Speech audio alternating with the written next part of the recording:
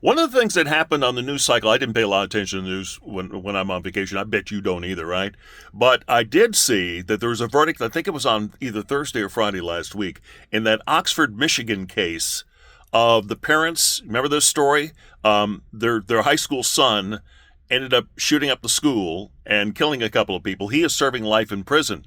But what made this case so unusual is that the parents were also charged. Both parents were charged and tried separately under charges of first-degree manslaughter, which seemed to me to be an appropriate charge. But this has never really happened before, where the parents are being held at least partially responsible for what their son did. Now, as you may recall in this case, the parents gave permission to and bought for the kid a gun, even though he had very clearly documented mental health problems. In fact, they had met with the school the same day as the shooting, and the school asked them to take him home, and they wouldn't do it. So it seems to me that if ever there were a case for parental involvement in a school shooting, this would be it. We're not talking about something that the parents had no reasonable position that they could not have known about it.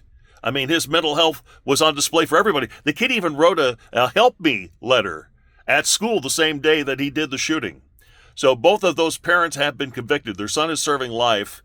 I'm not sure how many years the parents will end up serving, but I think it's perfectly appropriate. At some point, I think the only way we get a handle on parents stepping up and accepting some responsibility for what their kids do, especially at a young age, is by getting them to see what their involvement was in this. I would like to think a prison term or jail time would send a message that most parents can relate to. Let's hope so.